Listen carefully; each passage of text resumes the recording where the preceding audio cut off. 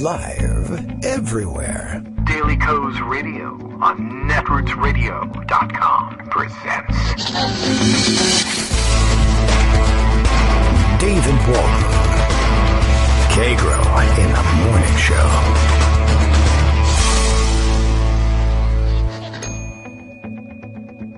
Now, here's David Waldman. Hey, good morning, everybody. How you doing? It is Monday, September 2nd, 2019. Happy September. It's our first show of September, and it's pre-recorded. Don't get too excited. Pre-recorded. Decided I had to go with this one, even though I hate missing Mondays with Greg Dworkin, and I know he hates not being on the air. I can live with a day off, I am sure, but, he likes to join you folks and talk about what's up in the news these days, and it's been a hell of a weekend. But everyone being home for the holiday and lots needing to be done. I need to lend a hand with a couple of things for the fam here, so it seemed like a good idea to try and get this thing recorded and not leave you high and dry without a new show in a holiday weekend, though many of you will probably sleep in. But maybe that just means you'll be listening to the podcast rather than the live broadcast, which isn't live anyway, so you're not missing anything. Good morning. How you doing? How's your September going so far? We haven't been hit by a hurricane yet, so that is good news. When we left off on Friday, President Trump was canceling his trip to Poland in order to stay home and monitor the hurricane. And by Saturday, we found out that meant, by Friday, we found out that meant helicoptering off to Camp David for the weekend, although I don't know how much of the weekend he actually spent there, because by Saturday morning, he was taking the helicopter again, going to play golf in Virginia. You remember we had some extensive discussions on the show on what would the play be? Would he actually stay in and stay at the White House and pretend he was monitoring the storm? Or would he pretend that he could monitor the storm just fine from the golf course? And if so, which golf course would it be? And I guess he landed on the option of staying in the Washington, D.C. area so that it would look plausible that he was keeping an eye on things by talking to the weather. And I guess that's where they landed. And so, helicoptering back and forth between Camp David and the golf course. I don't know how much time he actually was able to put in doing this, but by Saturday, the White House was putting out statements that he was monitoring the storm even as he was playing golf, getting updates as often as an hour apart on the golf course, which is an amazing thing for them to admit, because they usually don't even admit that he's on the golf course, even though what the hell else would he be doing flying to a golf course with golf clubs for? I don't know. Anyway, he didn't even make it out of there before another tragedy developed. As you know, we are once again, that's right, under the cloud of a mass shooting. This time, we can't even pin down a location. It was a mobile mass shooting, driving around mass shooting. Uber, but for mass shootings, was happening in Texas over the weekend, in Odessa and Midland, Texas. And as I'm recording, I think the latest numbers are something in the neighborhood of 7 people have been killed, and some, I guess, there are 20 plus who are injured. They have identified the shooter, and no one likes to bother with repeating the shooter's name. I guess they'll pretend now for a while that they don't know why he did it, and then they'll uncover a manifesto of some kind, and they'll still pretend they don't know why he did it. I guess this game goes on and on forever.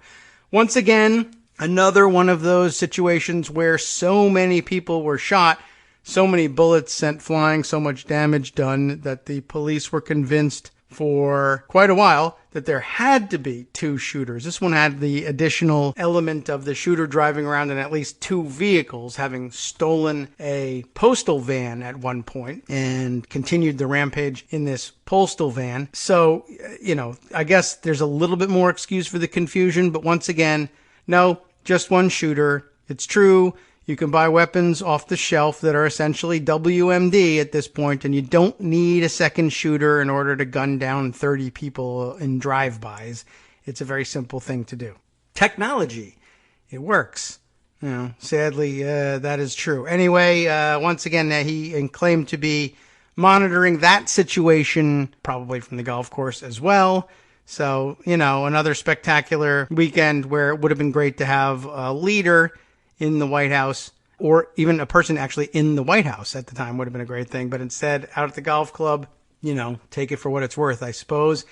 and that's not much. What can I tell you? It's getting crazy out there, and another sad weekend full of commentary that makes it crystal clear that Republicans, there's just really literally nothing that's going to move them, some of them anyway, on guns. And I don't know whether they're going to be able to change directions or not. Trump is already out with the statement, if this doesn't change anything as far as guns go, and that, sadly will likely turn out to be the truth, but it was likely to sadly turn out to be the truth regardless, whether there was another mass shooting or whether there's indeed another one in between the time I record this and the time this airs tomorrow. That could happen as well. As a matter of fact, there was another mass shooting event the night before, Friday night, in Alabama, at a football game in Alabama. 10 people were shot, and I don't know the particulars of that one, and we're probably not going to find out a great deal about that one either, because it's not big and splashy enough to make into a national event somehow.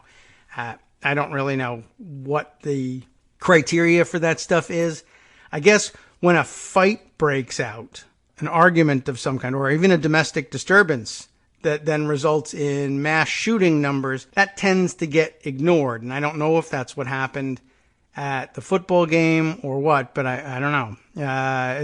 When it's a more randomized event, or even if it's not randomized, I mean, the shooting, for instance, in El Paso wasn't really random at all. They were very specifically targeted, but not individuals targeted for who they were as individuals. They were targeted for their race, which is something entirely different. But I guess anything that appears random and terroristic is what makes the news, and mass shooting events that just happen to take out enough people to make it to the mass shooting number of 4+ gets categorized that way. That's why every once in a while when you run into somebody and they're astonished at or disbelieve the numbers that say things like, there have been 200 or whatever, nearly, 300 mass shooting events this year, and they say that's impossible. There have been a lot, to be sure, but there's never been hundreds like that. And then you list them for them, and they say, I never heard of any of these things. You might have to prove it to them with newspaper clippings. They did happen, but usually when you pull that on people, they say, well, I see why this didn't make the news. This was a fight, a bar fight that ended up, injuring 4 people. Somebody, took a pot shot with a shotgun and shot 10 people, on their way past. And that doesn't count somehow as a mass shooting event. I don't know. No telling, why anybody would have, I don't know. There's no telling or explaining anybody's beliefs about these things at this point. Just another one of those sad things, and it was observed. I did see somebody tweeting, but I'll see if I can dig that one up. As usual, I'm behind the 8 ball on that, but somebody saying, there was a time, not that long ago, when a shooting like the one in, like the ones in Odessa and Midland would have stopped the country in its tracks. Everybody would have been stunned and would have been stumbling around in a state of confusion all day, but that time is long past. This is just totally routine stuff to us here in the United States. And, it's part of the package at this point. It's almost exciting that, for instance, that Greta Thunberg, the 16-year-old climate activist who just sailed across the ocean for the big UN climate strike event. And how exciting that on her first day here, she was here for a genuine American shooting rampage. She can tell her parents all about it. She can tell her kids and grandchildren. When I visited the United States, on my first day there was a mass shooting event. It wasn't where I was, thankfully, but how exciting. And what a great welcome to America. We got problems. All right. So anyway, it was quite a weekend, as I said. Besides that, there's, of course, the hurricane, which I guess Monday, is it still looming out there? I have to see what the track says about when Florida will be feeling the effects of it. And I'm sure, it's a big storm, maybe by now. Storm surge, rain bands. I'm just trying to think of all the crazy jargon they throw at you on the Weather Channel. So if you're seeing it happen and you're down in Florida, hang in there. And if not, I don't know. Go to Florida and stand around in a Weather Channel jacket. You'll get rained on pretty hard. No matter, I think these things attract rain. Anyway, also of some interest, I guess, the comments from the president inexplicably insisting that as hurricane, what is it? I can't even remember the name of the hurricane anymore. But as the hurricane wound up to Category 5 strength, he's insisting to the press, for whatever reason, that he's never heard of a hurricane of a Category 5 strength before. Dorian, I'm sorry, I already blanked out on Hurricane Dorian as strengthened to a Category 5.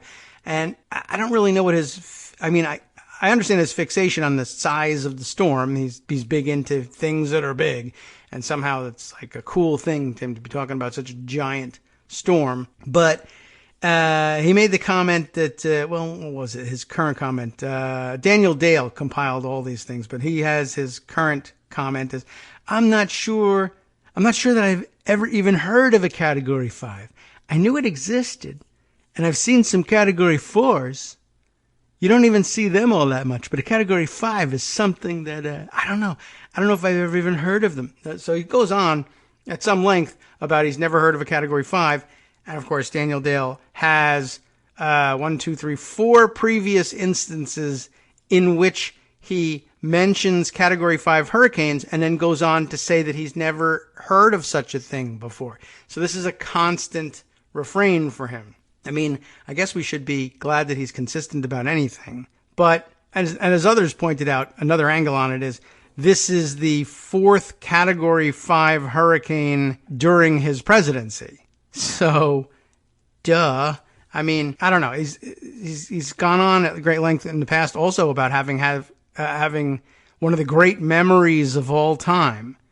And then, of course, whenever he's sitting in a deposition in a lawsuit, he can't remember anything.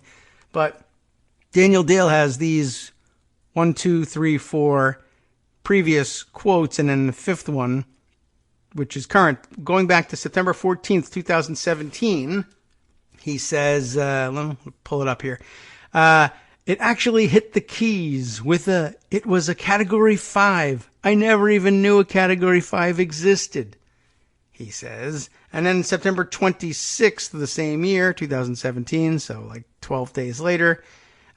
So we've never seen it. It's actually touched down, which is actually something a tornado does, not a hurricane, but it actually touched down as a Category 5. People have never seen anything like that, except for less than 2 weeks ago when we talked about it last time. October 19th, 2017. But then they got hit dead center, which is also another thing he likes to say about hurricanes. If you look at those maps, by a Category 5, nobody has ever heard of a Category 5 hitting land, which is about as dumb a thing as anybody who's an extensive property owner in Florida could possibly say. And then again on May 8th, 2019, I've just come from a stop at Tyndall Air Force Base, where I saw the devastating effects that a Category 5 hurricane. Category 5. Never heard about Category 5s before. Category 5 is big stuff. You get the feeling that he's trying to brag on, like, there's never been a president with bigger hurricanes before. And then again, this weekend, I never knew Category 5 existed. Now, of course he did. So I guess the question is he just telling the same stupid story over and over again because he thinks it works? Is he that demented that he doesn't remember?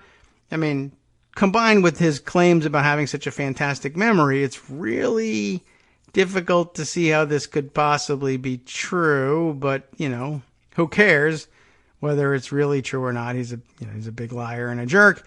Anyway, but just to nail things down, Hurricane Wilma in 2005, that's a long time ago, but Hurricane Wilma in 2005 was a Category 5 hurricane. And the reason, of course, that we might suppose that he would be able to remember it is that he told his insurance company that Category 5 Hurricane Wilma did $17 million in damage to his Pervalago sex club, and they paid him off on it. And of course, this was a story, we've discussed it before. because it was ridiculous. No one could remember much damage to the place at all. A couple of palm trees got knocked down. $17 million was the claim he made to his insurance company.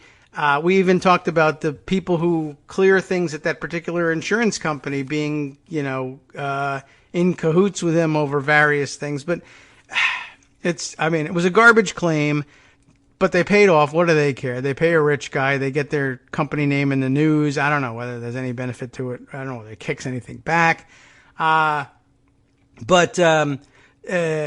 know we've covered the story before where we discussed it. Like there were no construction permits issued for Mar-a-Lago at any point, in or and around the date of the storm, or even several weeks afterwards, which if you had really sustained $17 million worth of damage, you would be needing some major construction that would require permits. But there never were any because there was never any damage. His racist butler had been on the record saying, yeah, there was no real damage. And Don Jr. was getting married there like 2 or 3 weeks later. They have pictures and everything. Everything's looking great. There's nothing wrong with the place. He just decided to tell his insurance company that he got $17 million in damage, and he pocketed it. He actually did pocket the money personally. And he actually explained it, as I recall, to the press. We'll have to pull up I'll pull up one of the stories and share it with you later on. But he told people, oh, yeah, well, the terms of my insurance don't require that I reinvest it in the property or that I even use the money to pay for repairs to the property. That's how much damage I sustained. They give me the money. What I choose to do with it is my own business. He pocketed it. He transferred it from Mar-a-Lago to himself and put it in his pocket. And that's why I thought he was going to be so excited about this particular hurricane. And I guess we'll have yet to see how much damage he claims and how much of it he claims has to be repaired because it's a matter of national security because he goes there all the time, or how much damage Doral had. It's going to be a real show, let's say. And we'll have to see. We'll see what happens, I guess, is the answer to everything. So, okay. All right, I'll have to make some notes for myself about pulling up those stories. In the meantime, a couple things. Certainly wanted to see if we could spend some time today continuing with the story we left off with on Friday, just in case you didn't do your weekend reading. It was a holiday weekend. Maybe you didn't read the rest of that Splinter magazine, maybe, publication. Leaked emails show how white nationalists have infiltrated conservative media. There's some real interesting stories wrapped up in there, and maybe we will continue on with that one and read it out for you in case you didn't get to do it over the holiday weekend. There's also a couple of interesting other developments that I thought we could share. Let me just comb through some of those and see if there are any that deserve priority above continuing with the infiltration of the white nationalists. I guess we could go anywhere on this one. By the way, maybe we ought to check back in again also on what's happening over in jolly old England, which is not so jolly anymore, with the Brexit and the proroguing going on. I have a nice article here that examines some of those issues. And I don't know, we'll put it all together and we'll go from there. You know what, as a matter of fact, let me scroll back down and open up the story from Splinter and see how far did we get in the reading of this. I should identify how far down we went and then figure out where to pick up from there. Yeah, let me give it a second here and then we can do this in organized fashion. How about that? Ah, yes. Okay, so here we go. We had left off, I think, just starting to tell the story of Jonah Bennett. And when he started at Daily Caller, very young guy, as I said here, he's super young and not even sure he was 21 yet, said Jim Antle, the Caller's former managing editor. And let's see, then they note for us here, helpfully, that the Daily Caller has long been one of the main starting points in media for a certain type of conservative or libertarian journalist. Many reporters with a right-wing or libertarian bent got their start on that site, such as Catherine Watson, now at CBS. Remember this guy's name we couldn't pronounce, Robbie Soave. S-O-A-V-E, Soave, I don't know, Reason magazine. During his tenure, Bennett blogged, tried his hand at national security reporting, and snagged the occasional scoop. I knew he fancied himself a right-winger. Antle, who claimed not to know about Bennett's far-right tendencies, recalled in an email, but like Howard Johnson's ice cream, that comes in a variety of flavors. Remember this phrasing? Bennett's preferred flavor was that the collection of emails acquired by Splinter demonstrates white nationalist. Many of these emails, which are dated between late 2015 and 2018, came from a small private email thread known as Morning Hate.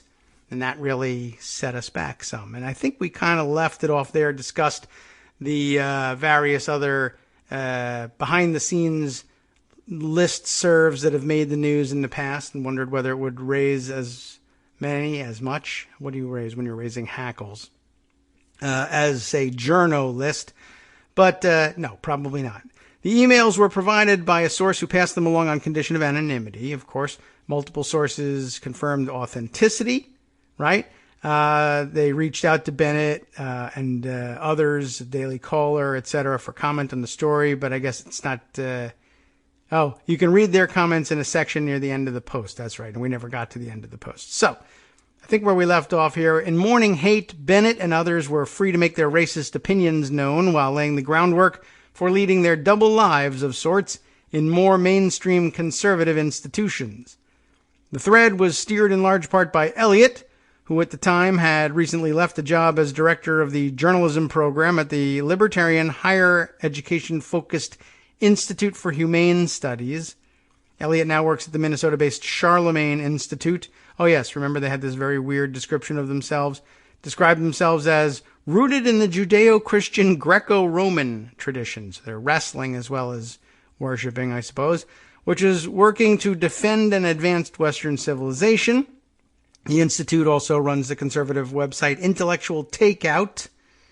And there was an update over the weekend, updated on on the 30th. So after the show, 12:57 p.m., the Charlemagne Institute told Splinter it had terminated its relationship with Elliot. Scroll to the bottom of the post for the full statement.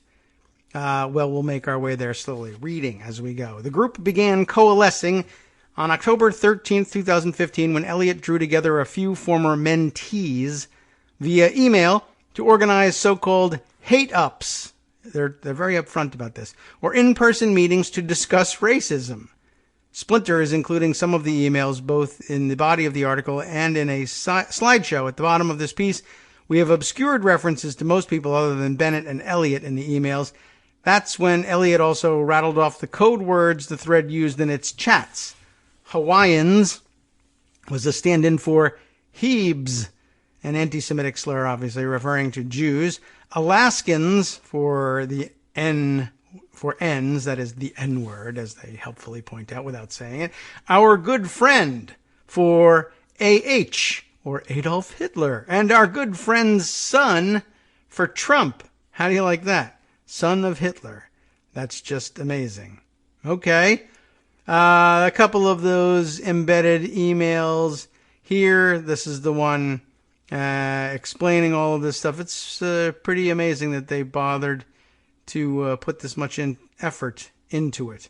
Anyway, Bennett's first interaction with the thread came on December 17th, 2015. One of the participants in the thread introduced Bennett to the crowd, saying he was a good boy who knows the issues. Jonah, this is our safe space. They need a safe space? To be edgy online before God Emperor Trump penetrates the internet, the participant continued, filling Bennett in on the list of code words. As if to prove he belonged, Bennett responded, quote, although my first name may insinuate otherwise, I am not, in fact, a Hawaiian. In other words, he wasn't Jewish. It was clear he'd fit right in. By this point, he had been working at the Daily Caller for almost a year and a half. Just in case you need more proof about the Daily Caller. Even before Bennett joined Morning Hate, he had already experimented with strategically masking his more extreme views. Like many millennials with eclectic political interests, he had been blogging under a pseudonym for a while. According to multiple sources, Bennett previously ran a blog under the pen name Aimless Gromar, Gromar. I'm not even hip enough to know what that means. The archived blog demonstrates that Aimless Gromar began blogging in 2013, where he billed himself as a neo-reactionary with a Christian bent. Among Aimless Gromar's stated influences were an array of conservative philosophers and theologians, as well as a number of white nationalist and white nationalist-adjacent thinkers, such as alt-right pseudo-intellectual F. Roger Devlin, and please do feel free to F. Roger, the scientific racism proponent who writes under the name HBD, short for Human Biodiversity. Oh, I'm sorry, HBD Chick. What do you think about that? And ex-National Review writer Steve Saylor, who left the magazine in 1997 and has been blogging for a number of white nationalist and white nationalist adjacent sites ever since. They need a shorter term for white nationalist adjacent. At the time, neo-reaction, also known as NRX, they love code, I guess, was a largely unknown internet phenomenon. Even now, defining it is tricky, as with all things, I suppose. At its core, neo-reaction is an anti-egalitarian and anti-democratic notion. I guess I have to add some words in there. It is anti-egalitarian and anti-democratic, and many of its proponents advocate a return to monarchy or other autocratic forms of government. Yet even its central tenets and thinkers, like most internet movements, cloaked in onion-like layers of irony, are ambiguous. It feeds off of self-importance as well as the impossibility of pinning it down. That does sound somewhat familiar as sort of an alt-right-like trait. Let's see if we can fit in one more quick paragraph before cutting out here. Though Aimless Gromar received a fair bit of attention in the NRX blogosphere, including a byline at the virulently anti-Semitic and white nationalist website The Right Stuff, Bennett's focus was on it was short-lived. In spring of 2014, Aimless Gromar announced his plans for his next project, an online neo-reactionary journal known as Social Matter. More on that after this. Hi, it's me, David Waldman, your host for Kagro in the Morning, with a brand new interruption to say thanks to all of you who support the show. Remember when I told you that our average monthly donation was about $7, for which you were getting 2 great hours of news and entertainment 5 days a week, and how that came out to about 70 cents an hour? That's a pretty good deal, except it's wrong. The math actually works out closer to 17 cents an hour. It is hard to beat a deal like that, and even harder to send your kids to college on it. Thankfully, Patreon.com makes it easy to make that work. Patreon, Patreon.com, is the simple, secure way to make recurring monthly contributions to support our show. Just search for me or the show name on the site, and they make it easy to crowdfund the show so that the power of our numbers can keep the show going for just a few bucks a month. Once again, thanks so much for all your support.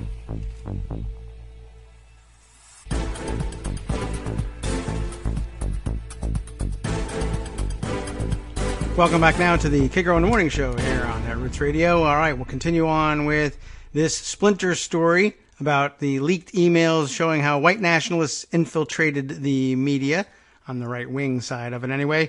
This is kind of an amazing thing as I'm looking forward on this one. The site had its roots, remember his new project, Social Matter. The site had its roots in the Hestia Society for Social Studies, a sort of NRX think tank. How do you even have such a thing? Co-founded anyway, by Bennett. It was literally initially, what's with the reading today? It was initially announced under the Aimless Gromar pseudonym, and also along with Bryce La Liberté. I suppose that's probably not his actual real name either. With close cooperation from neo-reactionary writer Nick Steves, or Steves, I'm not certain how he pronounces it, but it's like the plural of Steve, I guess.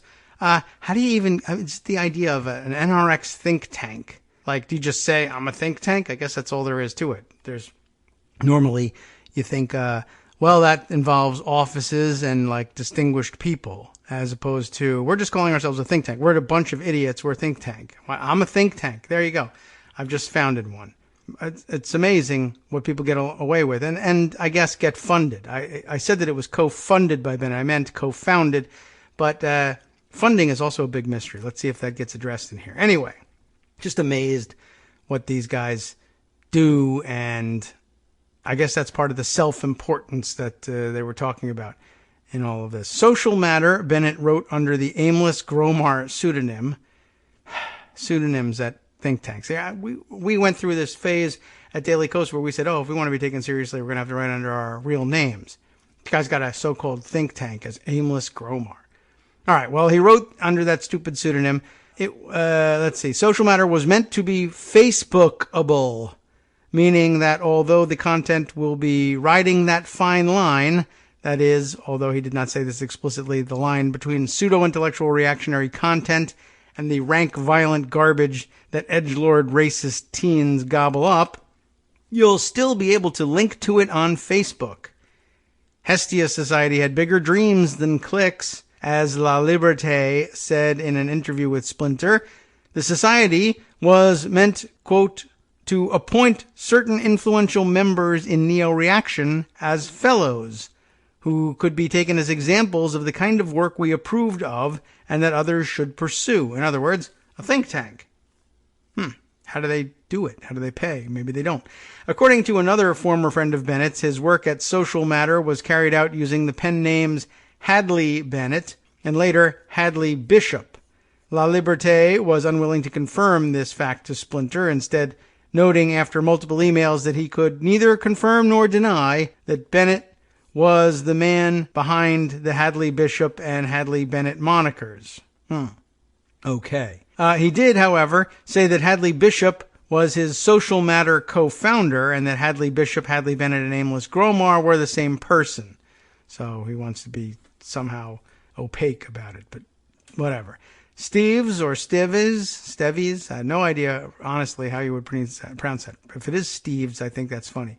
Told Splinter that the Hadley account was a group ID and claimed that Jonah was on the periphery of the neo-reactionary scene and not involved in our projects. He added, given his work, it's apparent we have major philosophical differences. Oh yeah, I'm sure it was so obvious to everybody. As Social Matter began to take root, so did Bennett's journalistic career. In June of 2014, he announced on the Aimless Gromar blog, I'm back in DC again. Besides Social Matter, I'll be writing around 2 to 3 articles a day at somewhere. The schedule will be pretty frantic, and the fact that I'm sketching out the details for my first book doesn't help. That somewhere turned out to be the Daily Caller. He can't even write. That's pretty amazing. I'm back in DC again. Besides, Social Matter, I'll be writing around 2 to 3 articles a day. There's no first comma. There shouldn't be. Anyway, okay. And a book. Oh my God. Why don't I do any of this stuff? Both Social Matter and Bennett's public-facing career at the Caller soon got in the way of his personal blogging. Oh no. Bennett fell in deeper with DC's underground far-right a bit over a year after he started at the Caller. In fall of 2015, he attended the white nationalist, white supremacist National Policy Institute's Conference for Social Matter. It was great to catch up with old friends and put names to faces for some of the folks I hadn't had the chance to meet in person yet, Bennett observed in a snippet of the article republished at the white supremacist forum Stormfront. Social Matter has, as of this writing, been taken off the web, and even when it was live, it almost religiously purged its archive. The event, which was held in the heart of Washington, D.C. at the National Press Club, attracted somewhere between 100 and 200 participants for a full day of talks from prominent white supremacists. Really? National Press Club. A hefty discount for those attendees under 30 guaranteed the room was packed with young, curious racists like Bennett. So fun. And Bennett was a frequent participant in the Morning Hate thread, which proved a safe space for budding young conservative journalists of a certain bent, even though it constituted just a small portion of DC's underground white nationalist scene. Anti-Semitism was plentiful and crude. Take a shower, Jew boy, read the subject line of one of Elliot's emails about a Daily Kos article. What do you know? Entitled, Why Trump Voters Are Not Welcome in My House This Holiday. You remember that? I remember it. Intellectual dark web, etc., etc. Subtlety often fell by the wayside. Here's the line in all caps here. I was 3 years old. He's doing a German accent here. When the Nazis cut off my schmeckele, oi, Bennett wrote in response to a CNN article about an Austrian Holocaust survivor warning his fellow citizens about the rise of the far right in the country. Many people on the thread spoke frequently about the JQ, or Jewish question, a term used by racists and anti-Semites, including Hitler himself, to refer to the idea that Jews pose an existential threat to whites. Praise for Hitler was also plentiful, as were anti-Semitic memes commonly associated with the alt-right, such as the echoes, those three sets of parentheses in which they would enclose things. Elliot was among the most prolific and undoubtedly the most well-connected of the Morning Hate group. He had been running internship programs meant to prepare journalists for work in print, broadcasting, or investigative reporting for years at a variety of think tanks in Washington, D.C. and beyond. From 2008 to 2013, Elliot headed IHS's journalism program, helping libertarian and conservative journalists make their way into the media world by placing them at various affiliated media organizations for internships. An archived page for the program boasts of placing people at outlets ranging from MSNBC, CNN, ABC, and Fox News to, on the other end of the spectrum, Breitbart and Daily Caller. But the Morning Hate emails show that Elliot was leading something of a shadow life, and that there were some people he let his guard down for. According to one former mentee, Elliot opened up to those he deemed red-pilled, you know about that, a term used by white nationalists and so-called men's rights activists to refer to someone who's been awakened to their cause. The same source noted that Elliot played a large role in their radicalization process, and now we know where they were radicalized. So, actually, before I even continue on, I got to scroll past some ads here, but you see what's going on here is these are some disgusting people, and they are in charge at right-wing libertarian think tanks for getting kids internships and placing them. And where are they placing them? MSNBC, CNN, ABC. Fox News doesn't surprise me so much. Breitbart and Daily Caller, obviously, but no surprise there. But, that's where the infiltration is happening, moving them into mainstream media. Elliot was let go from IHS in 2013. Parenthetically here it says, in 2013, IHS decided to discontinue the journalism program so that we could focus solely on higher education.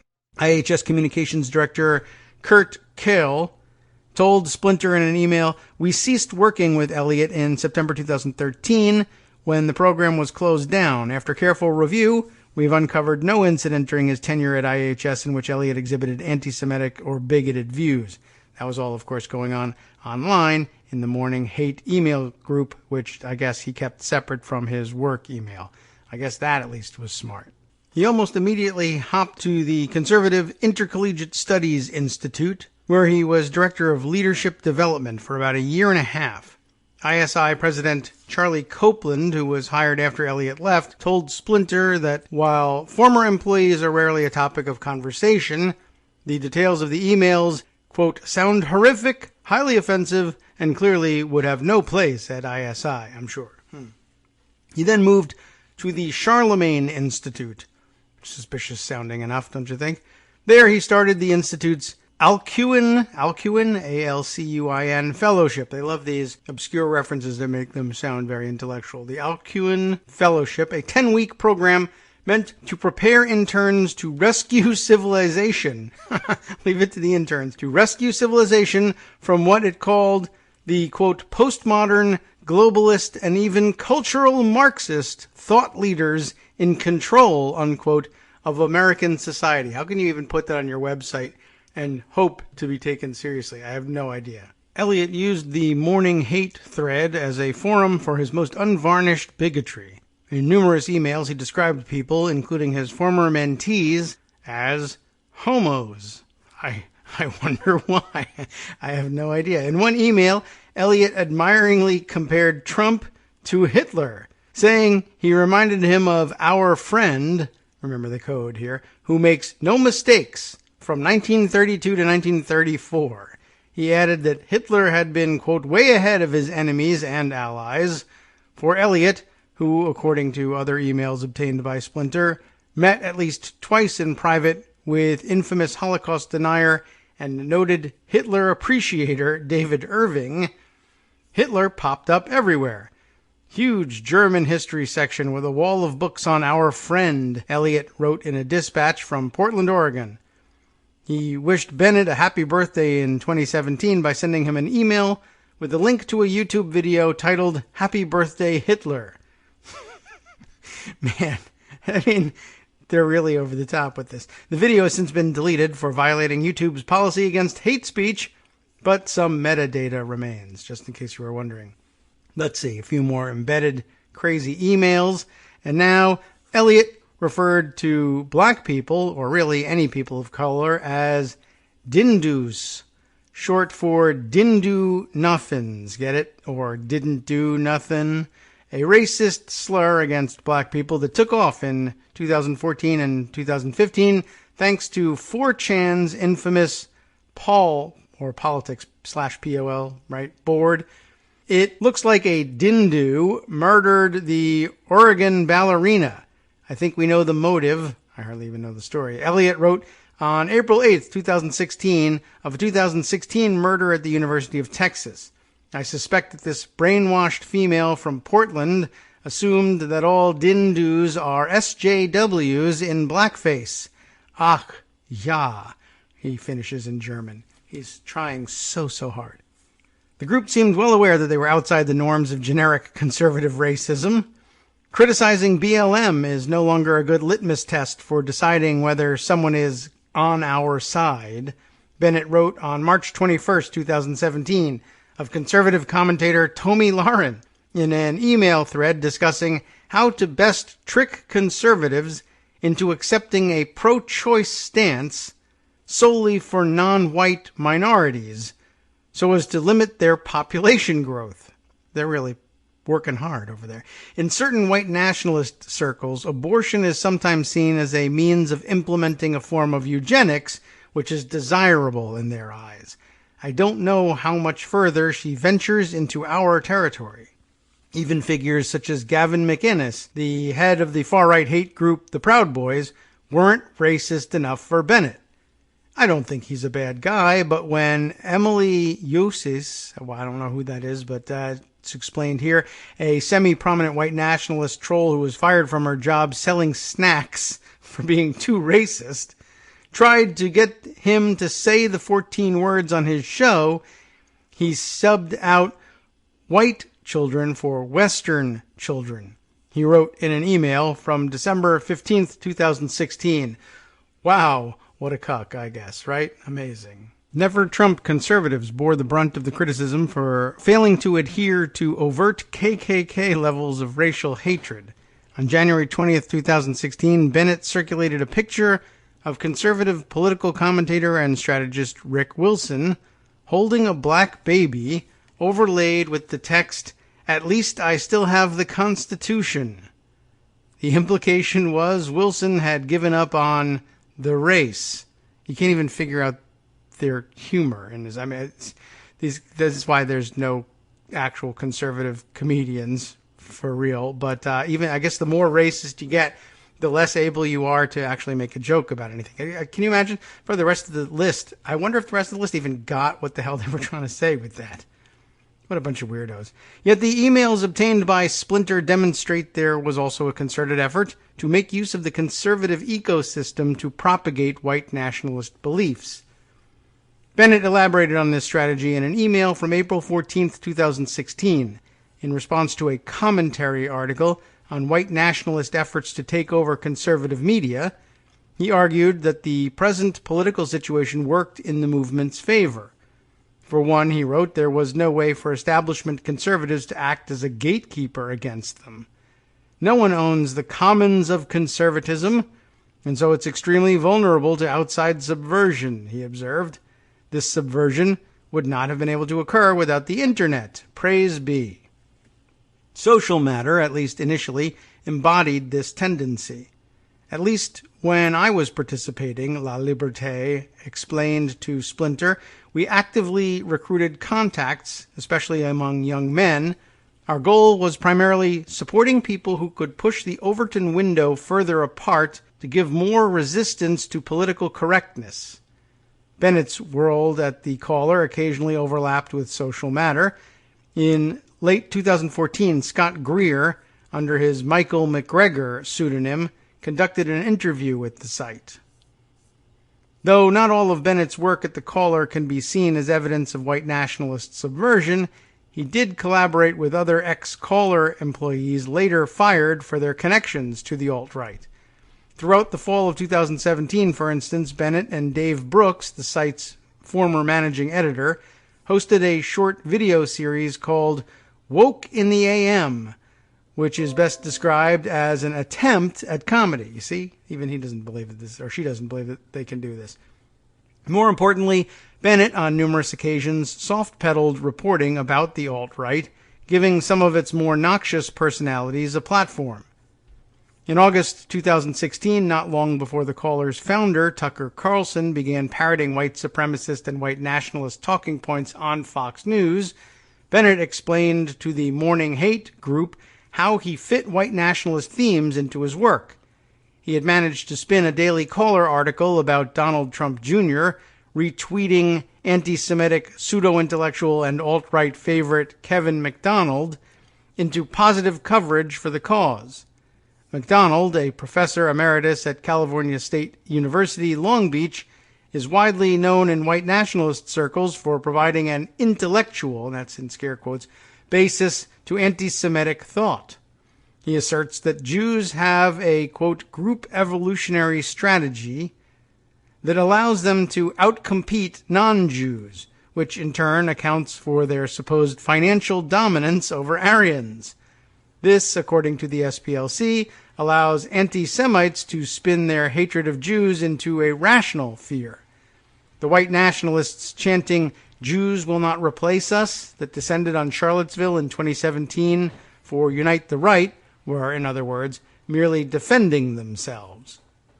The Caller piece acknowledges that MacDonald has been accused of anti-Semitism, but also says that he, quote, has written more than 100 scholarly articles and 7 books, and, quote, has been translated into Dutch, Danish, Finnish, German, Russian, and many other languages.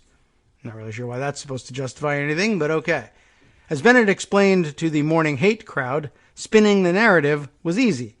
Upon hearing that an unfriendly outlet was covering Trump Jr.'s recent bout of intellectual honesty, Bennett explained that he figured the best strategy was to scoop them and spin the narrative on it. Words like innovative, used to describe Kevin MacDonald's work as well as a smear of the SPLC, he said, make it quite obvious that the piece is either at the very least neutral or somewhat positive. Okay. Of the 3 articles at the Daily Caller that mention MacDonald, the only other one that frames him in a neutral to positive light is a 2017 piece written by Scott Greer, the former Caller employee who was outed as a contributor to Radix Journal, the publication run by Richard Spencer's white nationalist think tank, the National Policy Institute. A thorough exploration of Bennett's portfolio at the Caller shows that his article on MacDonald was not the first softball he had thrown for the alt-right while working there.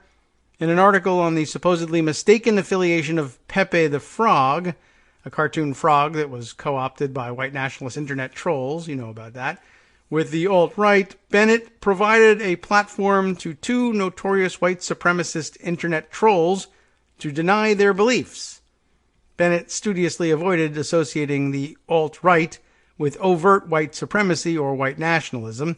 In his words, the alt-right wasn't an explicit hate group, but an innocuous, illiberal political movement focused on preserving white identity and Western civilization, as if preserving white identity was anything other than overt white nationalism.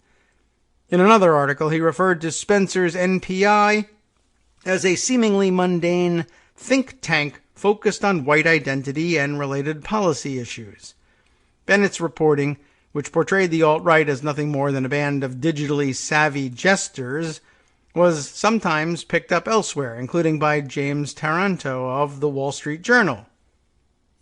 In November 2016, Bennett covered another one of the alt-right's charades, this time a racist, quote, prank, coordinated by virulently anti-Semitic and racist site The Right Stuff, meant to fool Politico into writing about a ploy to oppress the black vote by providing free beer and weed near polling stations.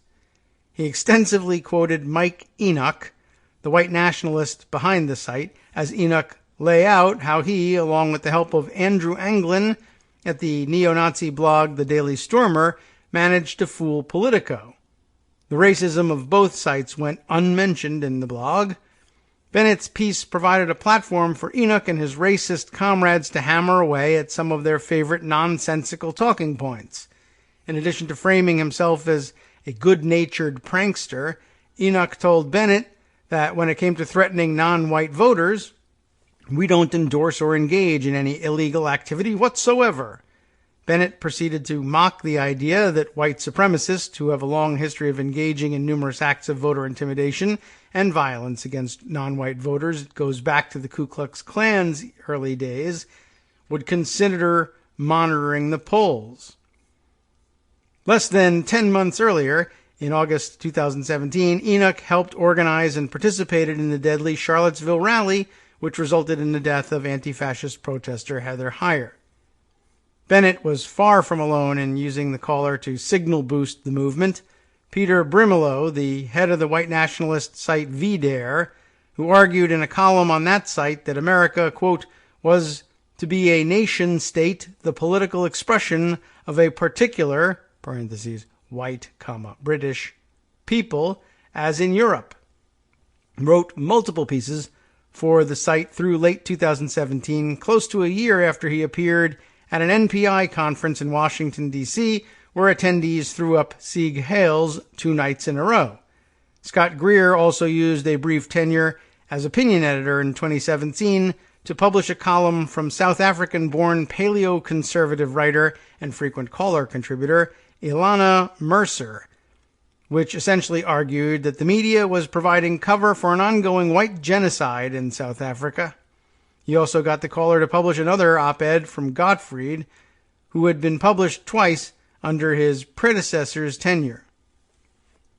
While Bennett may have managed to keep a low profile at the caller, his affiliation with the DC alt-right scene became crystal clear and private. On at least one occasion, Bennett acknowledged in an email dated May 12, 2017, to his morning hate friends that he had friendly and, quote, illuminating conversations with Spencer. He encouraged others, specifically Elliot, to do the same.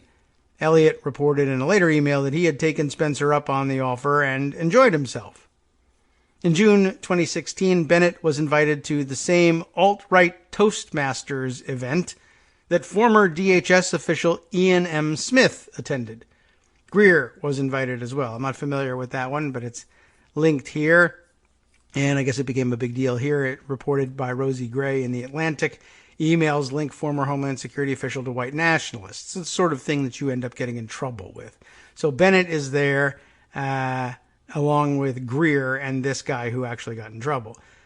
The event was a sort of who's who of the white nationalist 2.0 scene and featured a number of routine NPI speakers, including Jared Taylor, head of American Renaissance, Kevin Deanna, the former head of Youth for Western Civilization, Devin Saucier, a white nationalist activist and American Renaissance contributor, and Marcus Epstein, oh, it's a bad time to have that last name, a former GOP operative who pleaded guilty to assaulting a black woman in D.C. in 2009. That's a credential? I guess so with these guys. Epstein ultimately entered an Alford plea, which asserts that the state has enough evidence to prove guilt while allowing the defendant to claim innocence. How fun. Whether or not Bennett was in attendance is unclear. Nevertheless, the same crew spoke of him favorably, even taking it upon themselves to hash out possible plans for his future as an undercover white nationalist operative in the heart of the conservative beast. Should Jonah go over to Breitbart for national security? Is he doing any good at the Daily Caller? Pondered Epstein in an email obtained by Splinter between him, Greer, Deanna, and a couple of other friends within the DC white nationalist circle on March 14th, 2016. Interesting.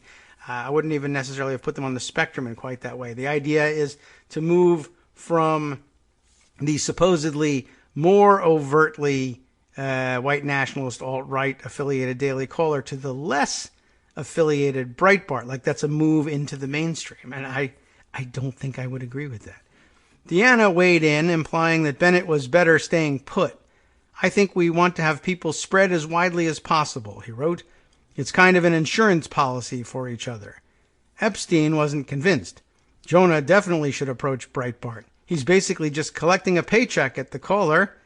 He could make national security more important than Echoes, I guess here, the national security enclosed in the Echoes parentheses, if given latitude, he wrote, using the anti-Semitic symbol of Echoes to imply Jewish infiltration of the national security state. Bennett took a different route. Shortly before securing the California-based conservative Claremont Institute's prestigious Publius Fellowship, that might actually be a real thing. I mean, Claremont Institute is definitely right-wing, but a fellowship this was aimed at young conservative intellectuals that brings a select group to Claremont for lectures and scholarly discussion groups. On January 16, 2018, Bennett announced in an email to Morning Hate he had found greener pastures out west. He was off to Silicon Valley to work for an eclectic think tank dubbed Leverage Research. Founded by Jeff Anders in New York, but moved to San Francisco in 2013, the organization is perhaps best known for engaging in vague platitudes about human progress and behavior, and for expanding rapidly with little to no explanation. According to publicly available tax records, Leverage has received close to $600,000 from the Thiel Foundation, the controversial tech mogul's vessel for funding anything from from seasteading to research on mimetics. Leverage did not return a request for comment about Bennett. What a fantastic field for grift. If this doesn't convince you that there's so much more opportunity, quite honestly, for activists on the right than there is in the left and actually get paid and survive it, and not only get paid, but live fairly well, then I don't know what will.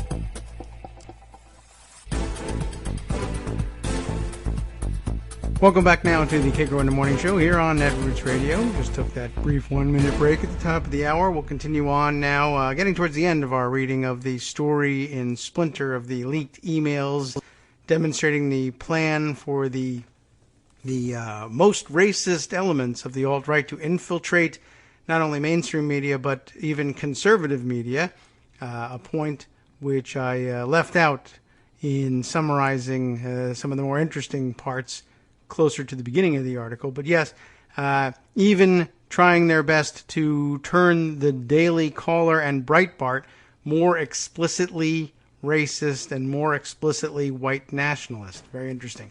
In order to avoid suspicion, continuing with our story, Bennett kept any mention of his employer off of social media, including LinkedIn, even until after he left Leverage. There's a reason I didn't post the name of the think tank to Facebook, he wrote in an email to the Morning Hate crowd on January 16th, 2018. I don't want weird rumors starting that an evil politics man is working, in all caps, directly for Thiel. Though he was unsure of what his role was going to be on a day-to-day level, he assumed he would be working on, quote, geopolitics or some other special projects that come up. He noted that he intended to keep his ties to the journalism world as well, continuing to write exclusives for The Caller and possibly for other websites, something it seems he did. In late 2018, Bennett got his own magazine off the ground. Things that are happening for this guy. Palladium, an online-only publication dedicated to finding a way out of the post-war liberal order's current quagmire, began operations in fall of 2018. While what, if any, relationship exists between Palladium and Leverage is unclear, they do share the same ideological framework. Both espouse a form of elite-driven, top-down humanitarianism that exists solely in theory.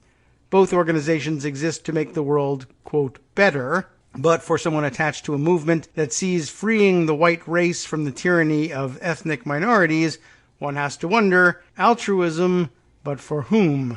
Splinter sent Bennett and Elliot a detailed list of questions for this piece. In response to questions about the emails and his political and professional history, Bennett sent the following statement.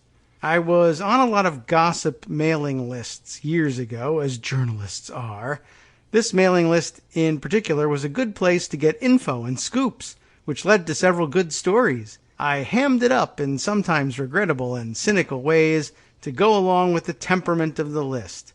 The fact is, I have a finger on the pulse of many intellectual scenes, and I have friends all over the spectrum. I read books with communists and reactionaries, donate to Jewish charities, and yes, occasionally make a bad joke on a private list. When I was at Davos this year, a political figure I won't name said that people would eventually get mad that I play around in too many sandboxes.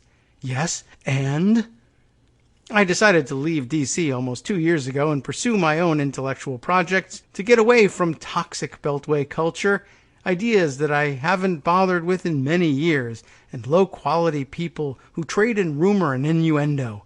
To be clear, I've never been a white nationalist. Anyone who knows me knows that this is absurd. As for anything else not mentioned in the above, you've got the wrong Satoshi. Sounds like they have the right guy, and he should be pushed off a cliff. But that's just editorializing on my part. In response to questions about his work for the Daily Caller and Leverage, Bennett said, no one at the Daily Caller knew I was on any particular lists, and as for the Caller pieces, it's not worth getting into extended debates about the specific word choice or framing of a couple of my stories. I'm just not a fan of over-the-top descriptors in my writing, except for the emails. And you can see that general position in any of the work I've ever done, except the emails. I no longer work at Leverage. I used to do some academic research there. I left of my own volition a while ago. Palladium has no relationship with Leverage. In a statement, Elliot said, and the emphasis here is his, some of the remarks were intended as jokes, but I realize that they are offensive and wrong. And here's the emphasized part here. These emails were written during a period of time. Well, interesting. He turns the bolding on and off in weird places here. It's bold. These emails were written during a, unbold, period, bold, of, unbold, time when I was underemployed and in a difficult space. Bold, I had networking meetings during this time with many people, including some of whom were on the alt-right. And bold, including some of whom on, okay, whatever. To the extent I flirted, bold, with their ideology, unbold, I have since come to, bold, see it, unbold, as wrong. I am sorry that I made, bold, any, unbold, remarks, bold, that expressed support for it, unbold. Since coming to the Charlemagne Institute, bold, I have embraced its view, unbold, that Western civilization, bold, is, unbold, all-inclusive. Bold, I reject the concept of white nationalism totally. Now, I took a brief look at this to see if maybe all the bold text is a message, but it doesn't look like it. These emails were written during I had networking meetings during this time with many people, including some of whom were on the alt-right, with their ideology, see it, any, that expressed support for it. Doesn't seem to hold together.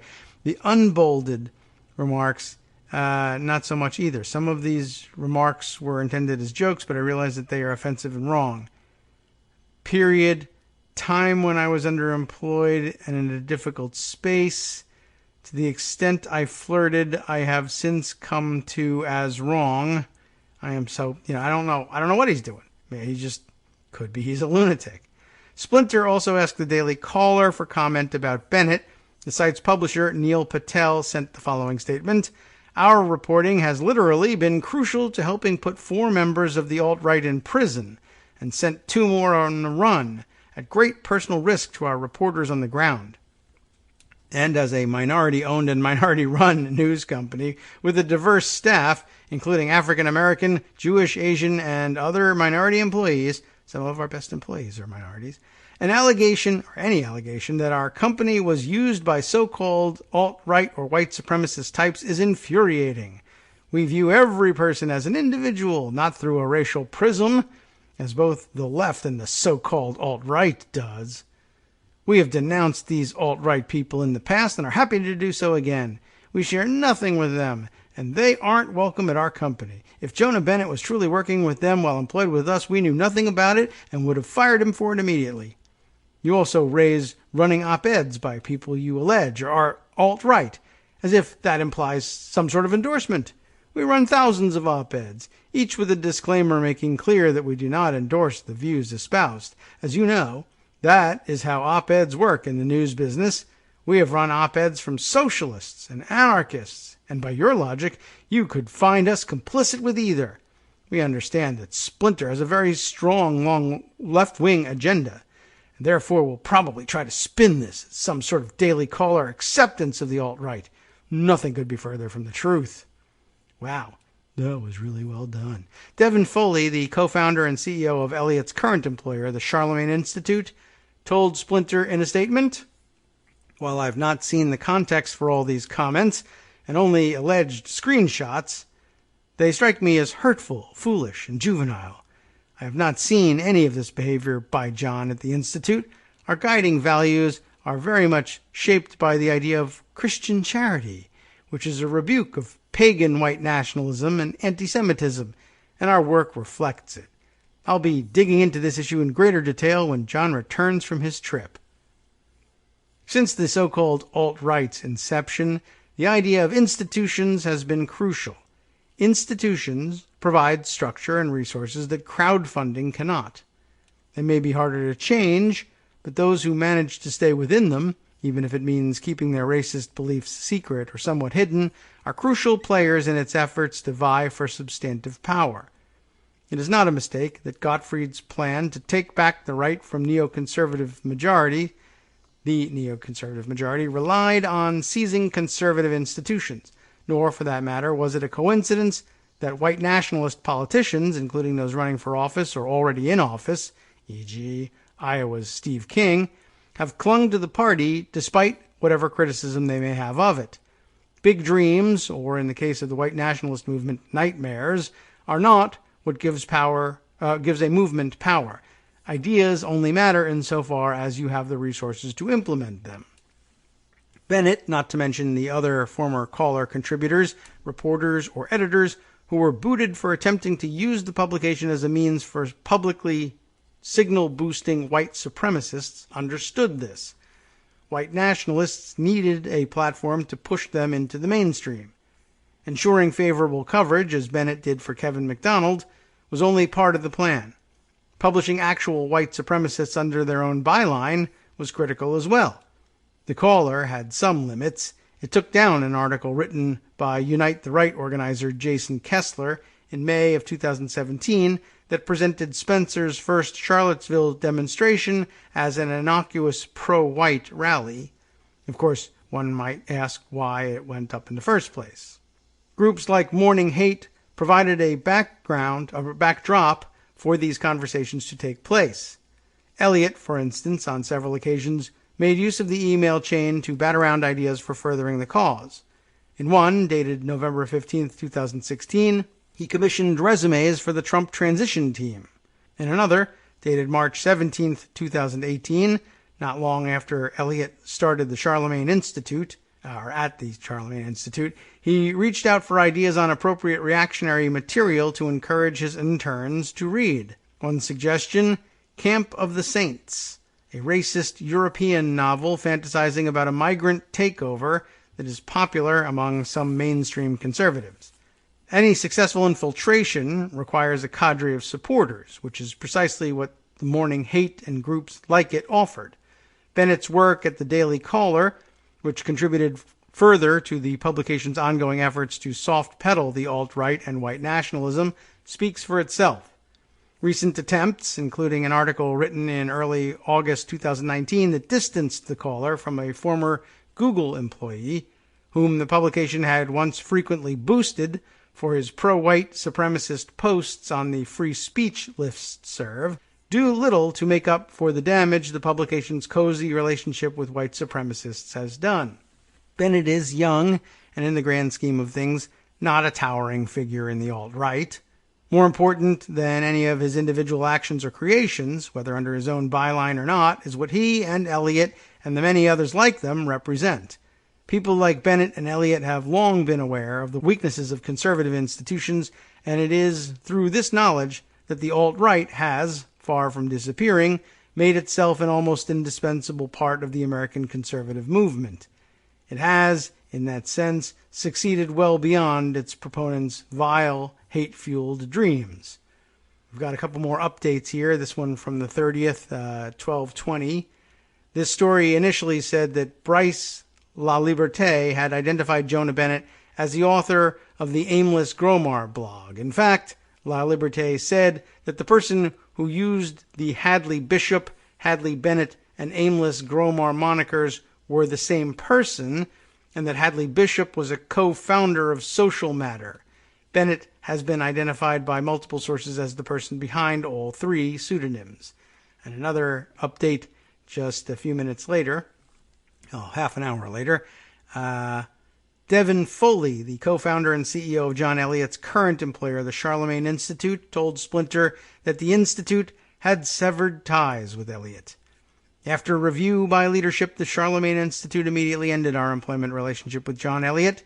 We were not aware that John Eliot held these views, as there was no sign of them in his interactions with our staff or his work for the Institute, neither in the curriculum designed for our internship program, you hope, nor in the lecture series he arranged for us, which are publicly available online. The Charlemagne Institute believes that the ideas of the West are universal and inclusive of all races. The hateful comments made in these emails and the apparent support expressed for Nazi ideology are anathema to what we believe. Wow.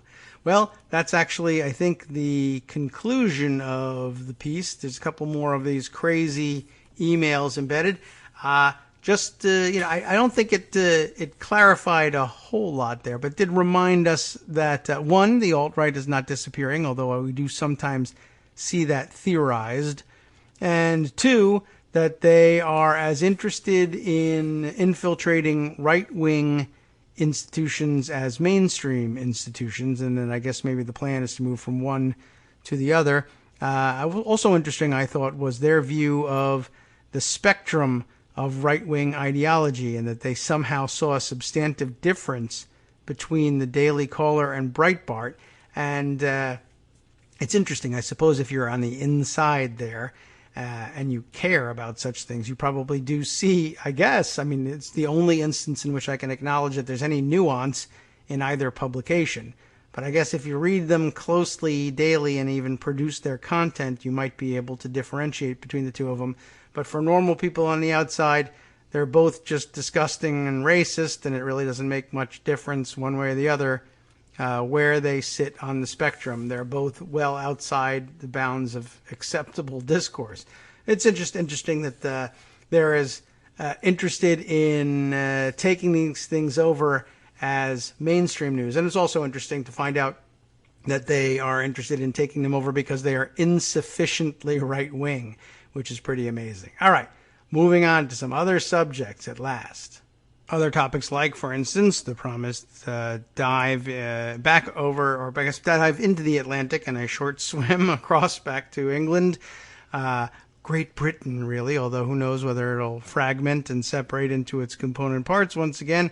This from the New York Times: Britain's unwritten constitution suddenly looks fragile. Yes, I guess it can happen that way. Benjamin Muller, the writer in this one, August 31st piece here. Britain has never had a proper written constitution. I don't know if they would agree that that's improper, but okay. A matter of some pride to Britons. While Americans haggle over their rules, British politics runs on an evolving array of laws and practices, refereed by the so-called good chaps in government. I don't know if anyone actually calls them that, but okay. With their impeccable sense of fair play.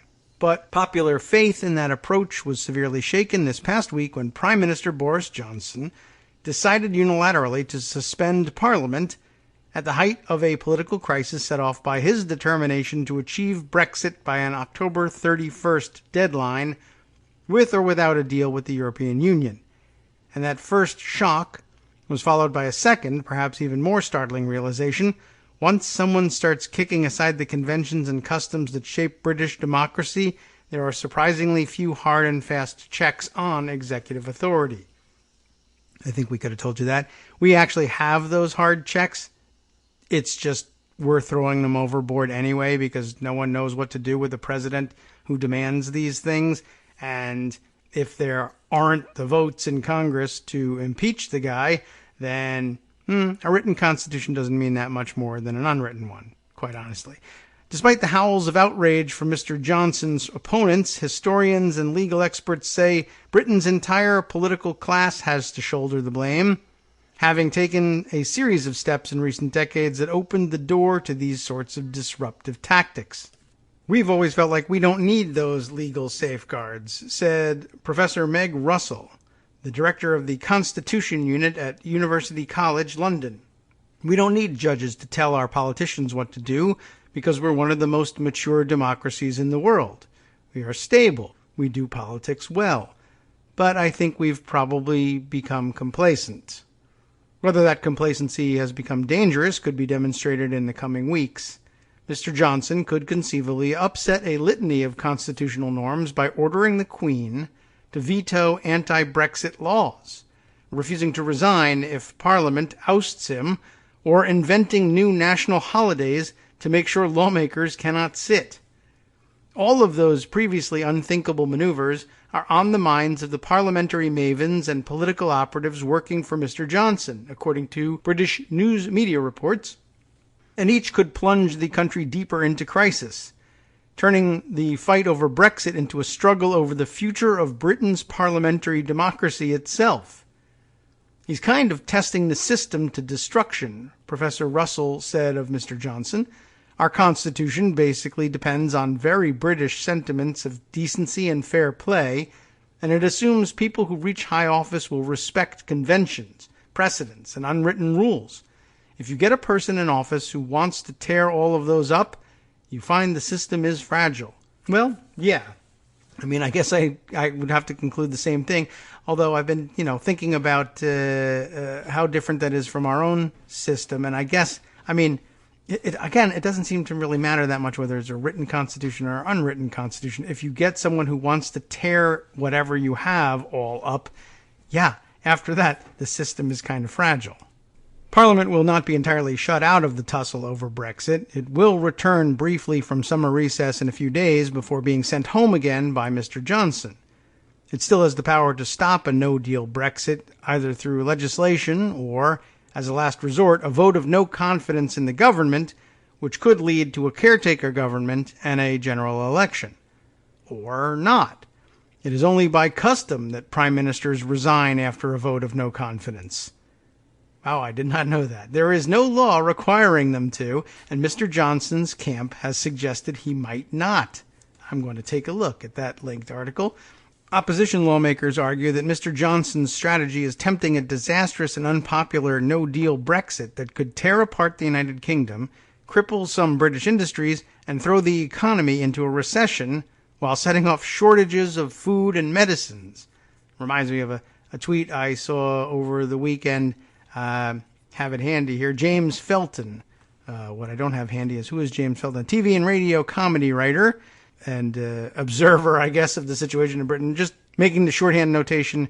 2016, Brexit will improve your lives. 2019, we think you'll have food. It's quite a stark difference between the two visions, let's say. Mr. Johnson, whose allies have dismissed such dire prophecies as Project Fear, tried to undercut rival lawmakers by asking the Queen to suspend Parliament for 5 weeks, a sharp break with the traditional period of several days. That unleashed a cacophony of criticism, laments for the fate of British democracy, and, in some quarters, praise. But none of that could stop Mr. Johnson.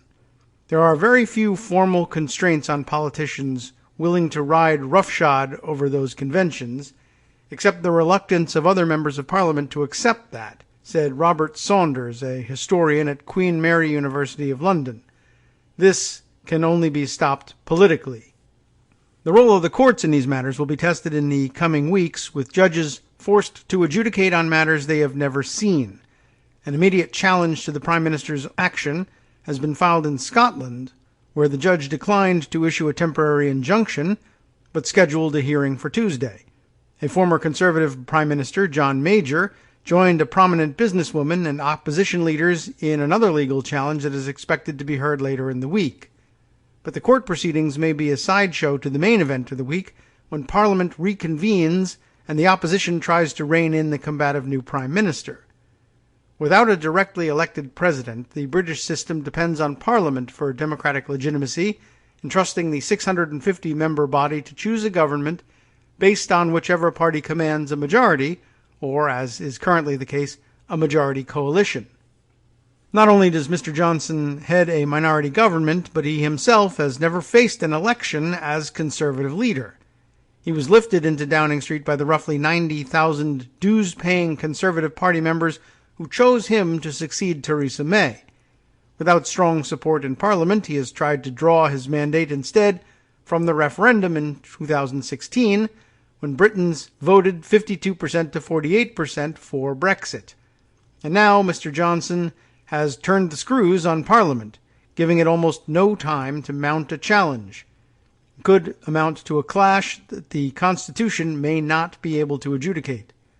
That's a fundamental breach of the most basic principles of the Constitution, Dr. Saunders said of suspending Parliament, adding that making such a move a permanent tool of Downing Street could quickly turn disastrous.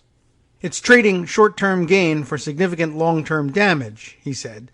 They might win this battle, but it sets precedents that future governments, less to Boris's taste, will also follow.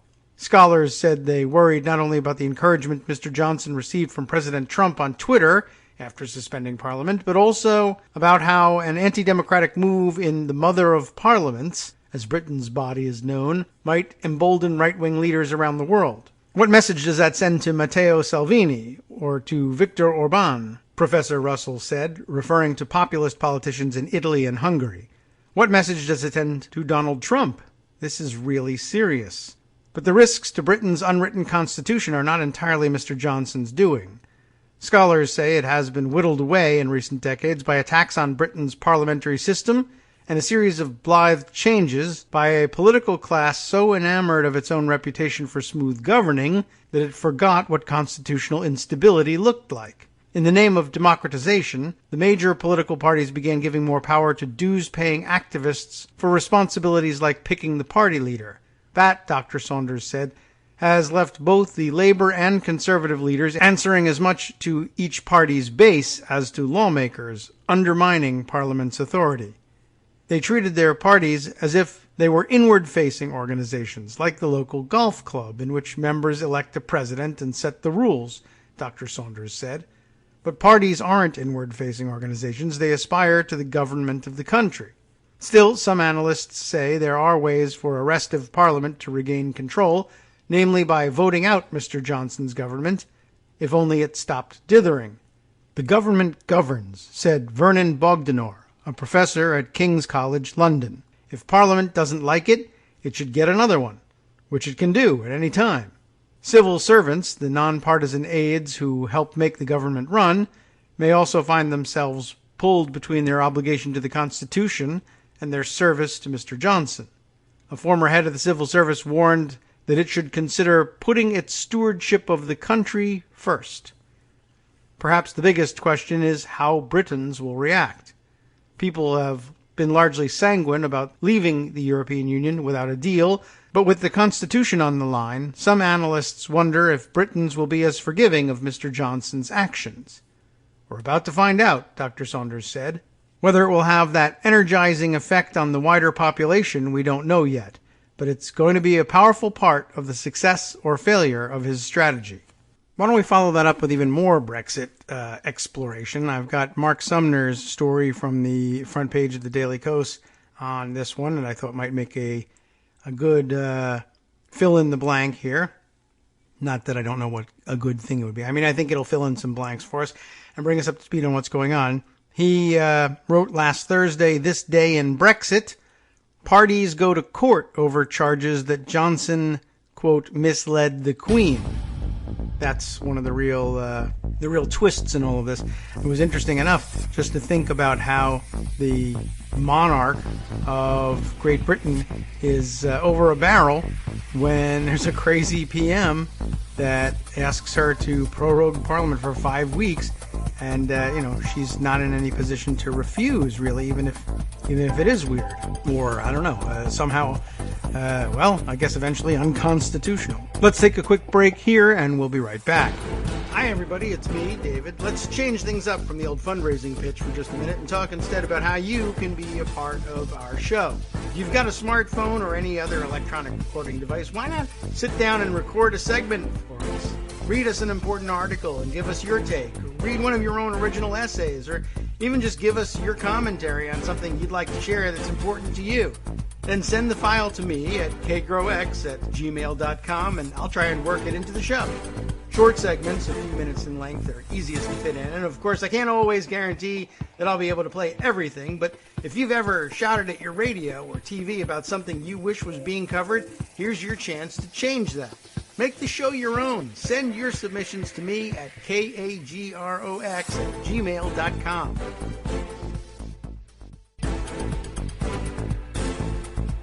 Welcome back now to the Kagro in the Morning Show here on Netroots Radio. When we broke off for our 2-minute break, we were musing a little bit about just how you might find something unconstitutional under the British system, which has no written constitution. But anyway, let me read this story here and get on with his description of things. For Americans used to seeing stories in which some clearly over-the-top action of Donald Trump ends up running into the wall of a federal courtroom, this story may sound familiar. On Thursday, the Lord Chief Justice of Northern Ireland came back from his own summer vacation to determine whether he would grant an injunction to block Boris Johnson's announced suspension of Parliament. What would happen if the justice decided to suspend the suspension? No one knows, because the map for all this has been left far, far, far back in the dust. In any case, the justice has ordered all parties to show up in court on Friday, so I didn't see what happened there, to make their arguments. For extra fun, there are cases going before Lord Chief Justices in England and Scotland as well. That one we just read about in the Times piece. What happens if they do not all rule the same way? I confess to perfect ignorance, and maybe some of our listeners in the UK can let us know what they think will happen if they have any idea. As The Guardian reports, the basis of all these cases isn't just that Johnson overstepped in telling the Queen to prorogue Parliament for more than a month, but that Johnson actively misled the Queen. That was the charge leveled against him after the UK Defence Minister was caught admitting that the reason that Johnson wanted things placed on ice until right before Brexit hits is that he knew he couldn't collect a majority of votes if he was challenged. In other words, a member of Johnson's own cabinet seems to be admitting that were it not for Johnson's running to the Queen, his government wouldn't last long enough to see in the agreement-free Brexit that a small minority seems to ardently desire. Meanwhile, the leading member of the Conservative Party in Scotland has climbed on stage to confirm that she's out. She's not alone. A member of Johnson's cabinet has also stepped down, and if the ugly parallels between Johnson's version of the UK and Donald Trump's reign over the US were not already strong enough, members of the government have cranked up the fake news sirens to declare that the protests over suspending government for 5 weeks and leaving less than 2 weeks to debate crashing out of the European Union are a candy floss of outrage that is almost entirely confected. That's fake in British. At this point, it's not actually clear that there is anything that can be done other than to ride Johnson's lie-spattered bus to the bottom. The BBC notes that the deal that Theresa May tried to create is dead beyond revival. Johnson has not even tried to offer a deal, and MPs have no way to cut Johnson out of any negotiations. However, there is an arcane phrase that seems likely to become much better known between now and Halloween, keep an eye and an ear out for SO24. That reference isn't just indecipherable to Americans, it's also difficult to explain even in the UK. It refers to Standing Order 24, which is the rule that allows MPs to demand a debate on urgent matters. While SO24 can definitely deliver some time before the microphones, it rarely includes more than that, a chance to talk. But it could. Much of what happens if SO24 is invoked is in the hands of the Speaker of the House of Commons. If everyone is in agreement, the declaration of the special order could be swiftly followed by an amendment extending the date of Brexit. That amendment could then be very quickly turned into legislation, as in it would have to be written in advance and pushed through multiple stages in both houses of Parliament. This has happened before, but everything has to go right to make it work, and it would be extraordinarily hard to pull off if Johnson fought against the effort. All it takes is one windy member in the House of Lords to talk long enough to run out the clock. Still, don't be surprised if MPs try to pull this trick almost immediately when Parliament sits next week for the brief period that's scheduled before the period of suspension. This would be a good time to dig through World War II memorabilia and find all those posters that contain some slogan about fortitude. Well, now might be a good time to turn back to yet another New York Times piece. This is actually older piece than I thought.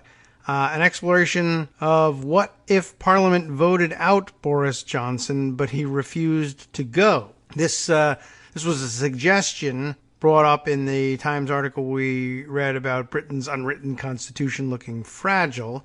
But it actually dates back a week or two, August 14th, 2019, also by Benjamin Mueller. But interesting that this was contemplated and written about before the piece we read just a few minutes ago about the Constitution. So I guess this has been hanging out there. It's not just speculation. And I guess perhaps this is part of the motivation for the proroguing of Parliament. If that was done because people suspected that he might not have the votes to survive a vote of no confidence, surely he'd want to avoid that. But I guess people have also been wondering, well, what if he just didn't go? So what about that? What if Britain's Parliament voted to remove Prime Minister Boris Johnson from office and he refused to leave, igniting a constitutional crisis? This is not some far-fetched theory. The possibility of Mr. Johnson refusing to step down was reported to have been raised recently by his top deputy and strategist, Dominic Cummings. As the country girds for Parliament's return in September, which it will only get briefly now, only one thing seems certain. The confused and chaotic Brexit process promises to plunge Britain into new unknowns as an October 31st deadline for leaving the European Union bears down. The British political system may yet withstand the tumult, but scholars say it has been more than a century since the country's constitution, a medley of laws and customs, many but not all of them written, has come under such strain. The British news media is filled daily with speculations about once unthinkable political ploys, reminiscent to some analysts of President Trump's norm-shattering machinations in Washington.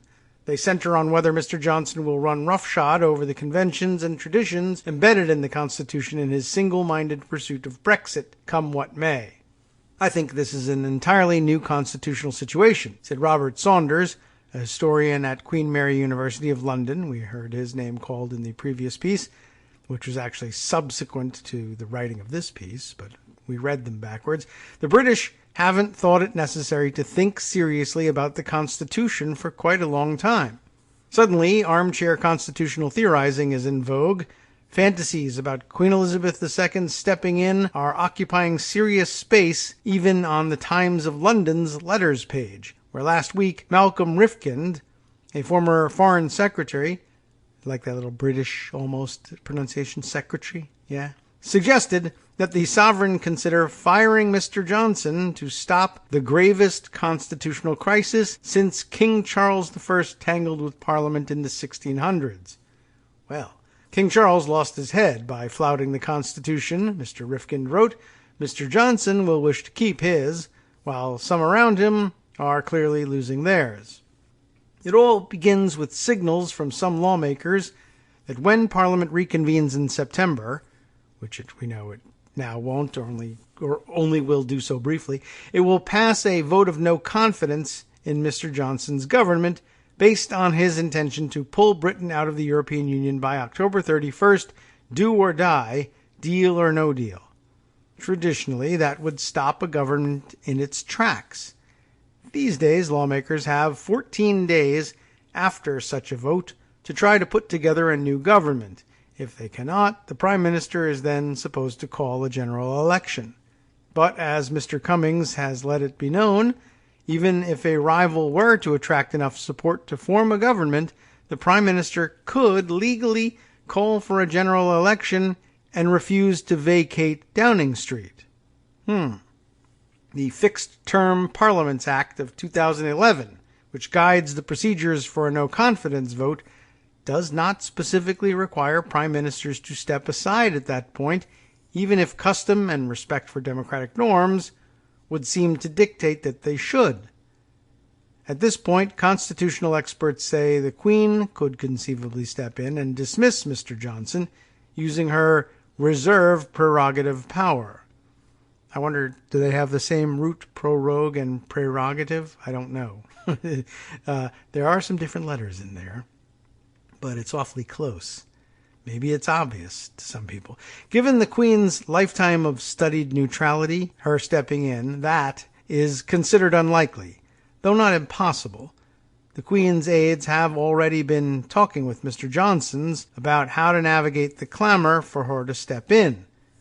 Under Mr. Cummings' scenario, Mr. Johnson could sit tight and schedule an election for after Brexit, sending the country crashing out of the European Union on October 31st and in the middle of a campaign. If that were to happen, it would run afoul of the Civil Service Code, which forbids any major policy changes during an election campaign on the assumption that an incoming government would want to have its say on the matter. There is considerable debate about whether Mr. Johnson is really planning to hop the constitutional guardrails or is simply threatening to do so for the sake of political leverage. We have that answer now.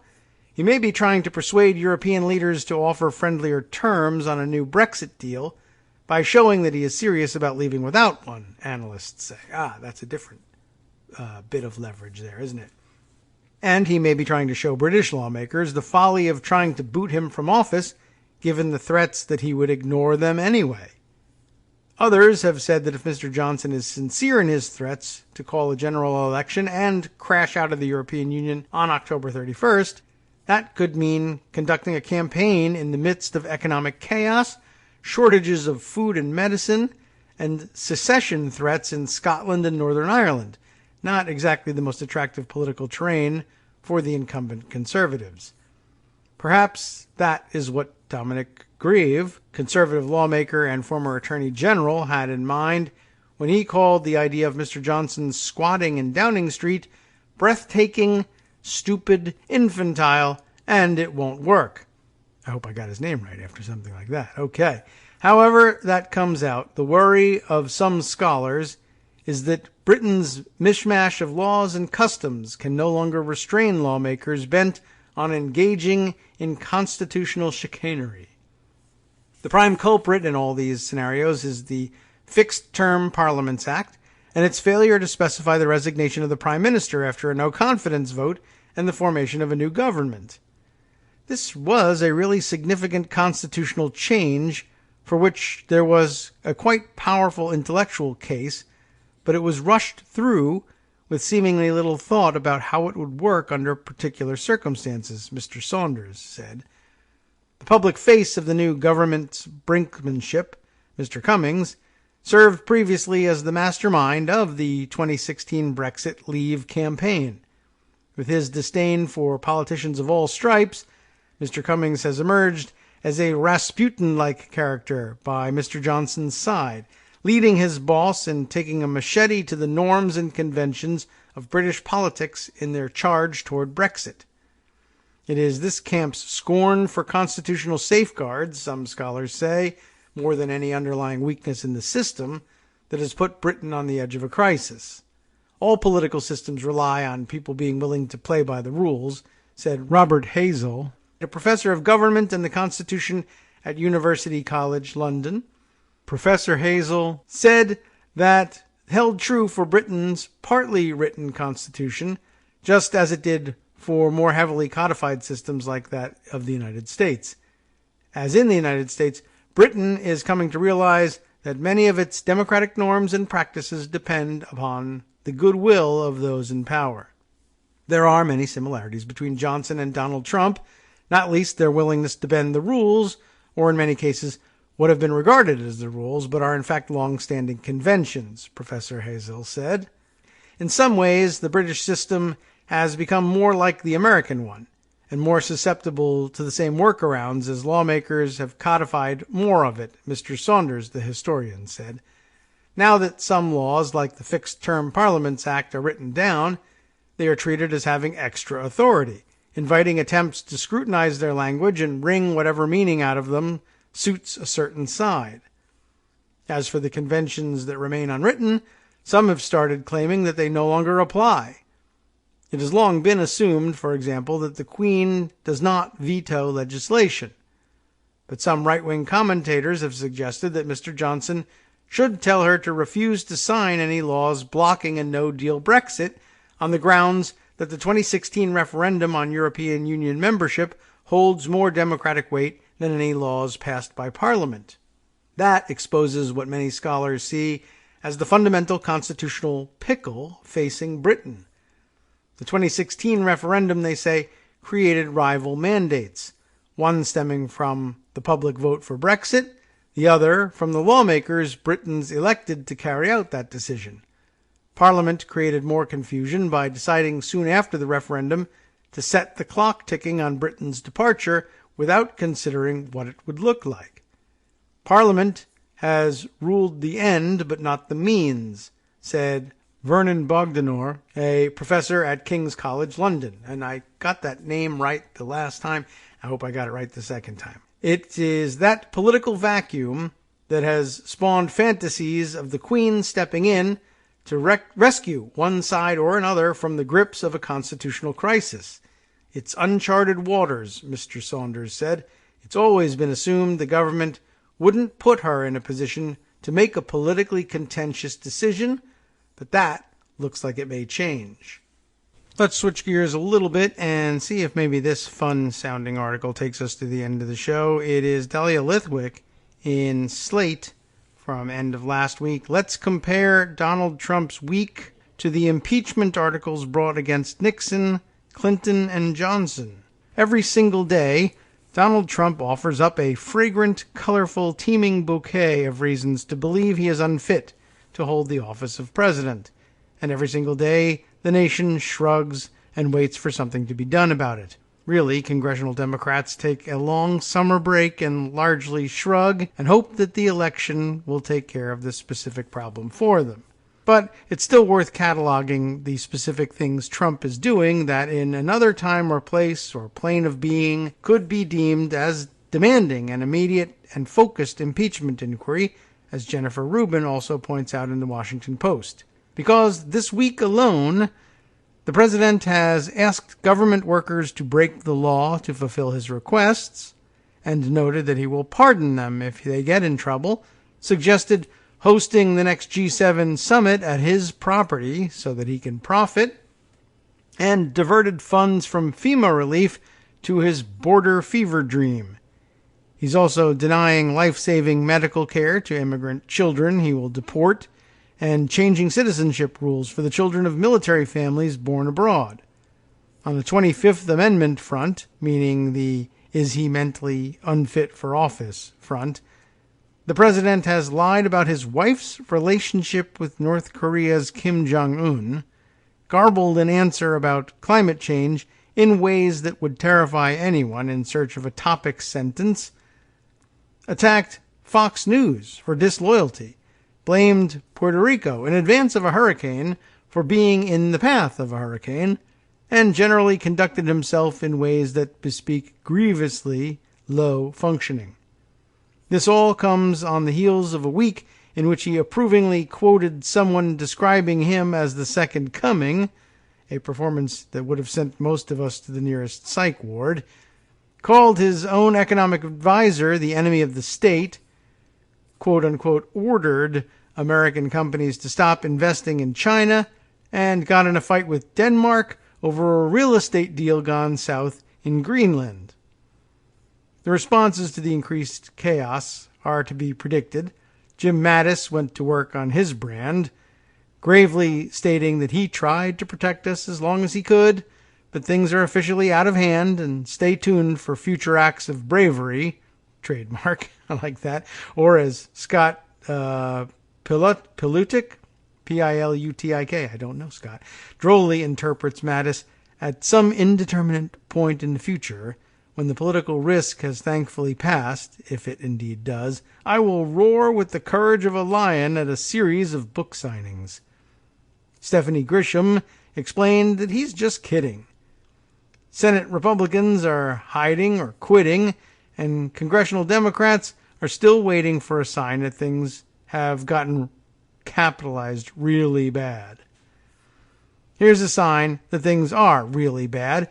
If one were to consider again the articles of impeachment against the 3 sitting presidents who have historically faced impeachment proceedings, not only has Trump clearly achieved all of them, he actually now achieves most of them in under a week, every week.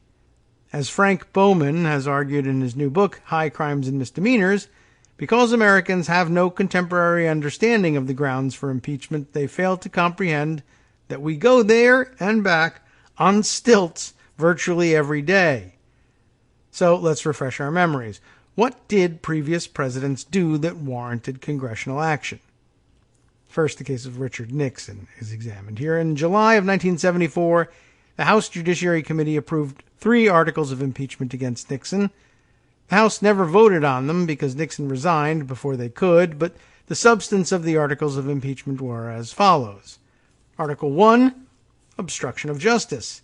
In Nixon's case, included efforts to delay, cover up, or conceal evidence relating to the Watergate break-ins by making false and misleading statements, withholding information, encouraging witnesses to give false or misleading statements, attempting to interfere with the FBI and other investigations, or rather investigators, leaking information about the investigation to help the accused, and insinuating that people who refused to testify against him or who gave false testimony would gain favors.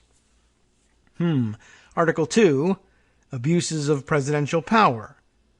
Misusing the FBI, Secret Service, and other government employees by allowing their information to be used for purposes other than national security or the enforcement of laws. Using campaign contributions and the CIA in an attempt to sway the process. Misusing executive power by interfering with agencies within the executive branch. And then finally, Article 3, defiance of subpoenas, involved Nixon's willful disregard of subpoenas of and failure to produce papers and information for the House Judiciary Committee. So, check, check, check. How about Bill Clinton? Clinton was impeached on December 19th, 1998 by the House of Representatives on grounds of perjury to a grand jury and obstruction of justice. He was acquitted by the Senate in 1999. Of the articles of impeachment drafted against Clinton that might be relevant today, only the first and third articles gained congressional approval, and only the third offers us guidance. The first was for lying in his testimony to investigators. Trump has never testified. Here is that Article 3, obstruction of justice. Determined that Clinton had prevented, obstructed, and impeded the administration of justice, and that he had engaged personally and through his subordinates and agents in schemes designed to delay, impede, cover up, and conceal the existence of evidence and testimony related to a federal proceeding. Again, check. Andrew Johnson. Perhaps the most fun guide could be the 11, believe it or not, articles of impeachment filed against Andrew Johnson in 1868, who, like Bill Clinton, was acquitted in the Senate. These 11 articles still offer some historic guidance even today. Here is the most relevant one, Article 10.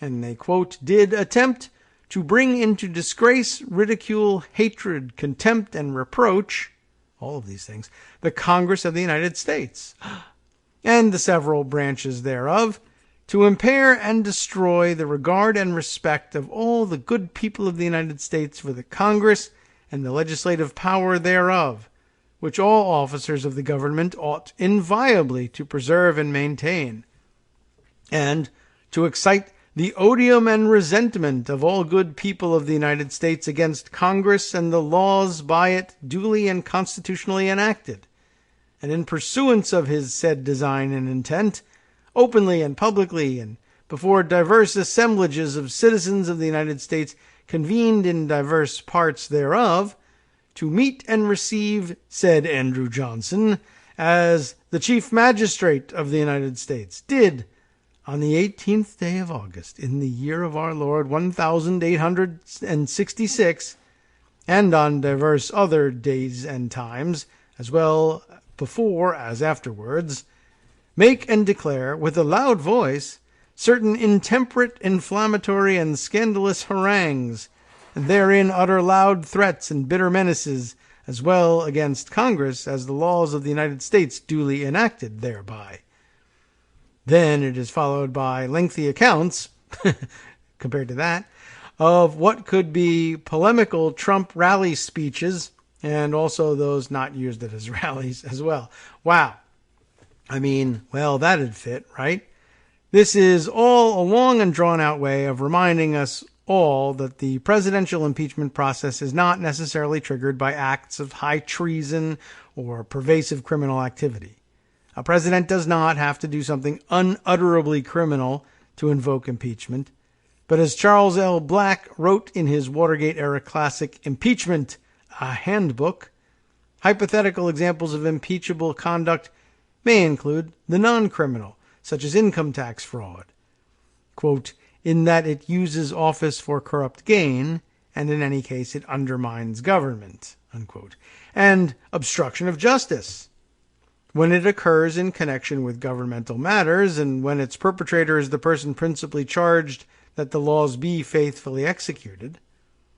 Or, as Bowman has explained, it doesn't have to be actually criminal, but it has to be something that really strikes at his legitimacy or really strikes at undermining the constitutional order. And yet, House Democrats are still waiting to figure out what to do for some reasons that may be plausible, political strategies, and for other reasons that have more to do with learned helplessness and Patty Hearst syndrome. The rest of us are pretty sure that if this ride goes any faster, we're going to implode before the 2020 election. So now is a good time to remind ourselves that we aren't helpless, and that Donald Trump's cabinet is not going to invoke the 25th Amendment, and that there are no adults in the room, and that the one trick that isn't fanciful and still works is the impeachment power, whether or not the Senate opts to convict. Because the fact of the matter is that Donald Trump has committed multiple impeachable acts this week alone. There are the Emoluments Clause violations, in attempting to grift the G7 into paying his resort fees, the promise to pardon lawbreakers who help him build his wall, the threats to sitting members of Congress, and the persistent refusal to honor lawful subpoenas. These are abuses of power, obstruction of justice, and defiance of subpoenas. And again, it's only Thursday. Of course it was then, because now it's Monday. Larry Tribe of Harvard Law School puts it this way in an email to me. The case for impeaching and removing Trump to protect our republic from the irreversible injury likely to be inflicted by his ongoing high crimes and misdemeanors is now so compelling that only the delusional or those utterly ignorant of our Constitution's sole mechanism for defending the country from a lawless tyrant could fail to agree. The only real question is whether attempting to remove Trump by impeachment is so certain to fail and to backfire by increasing the odds of his remaining in office for a second term that the effort would be self-defeating, but that excuse for not doing what's obviously right as a constitutional matter is no longer tenable, even if it once might have been. An impeached Trump who escaped conviction in the Senate after the evidence is laid out in the public in House hearings will be weaker in 2020 than a Trump who can brag that not even a democratically controlled House could bring itself to impeach him. And GOP senators who give him a pass will be easier to defeat than ones who are spared any need to be counted. Donald Trump does every day 1 or 2 or 7 things far more dangerous and destabilizing than anything we once considered an impeachable offense. He has invited hostile powers to usurp elections. He has undermined congressional will and threatened witnesses against him. He attacks and undermines the courts and the free press and violates basic principles of separation of powers, all of which violate his own oath of office. He attempts daily to enrich himself with foreign money, and he has overseen the systematic abuse and degradation of immigrants and asylum seekers. He is also, by any historical measure, committing multiple impeachable offenses, endangering national security, and harming vulnerable communities. There is a constitutional remedy for that. We should avail ourselves of it. That's all we have time for now. From Daily Kos Radio on networksradio.com. You have been listening to the Kagro in the Morning Show with David Waldman. So we thank you, Dahlia Lithwick, for giving us something fun and upbeat to go out with. Stay tuned now for the Justice Putnam program, the West Coast Cookbook and Speakeasy coming up next right here on Netroots Radio. Thanks for listening. We'll be back on live tomorrow. Thanks for the indulgence this Labor Day. Hope you're enjoying your weekend.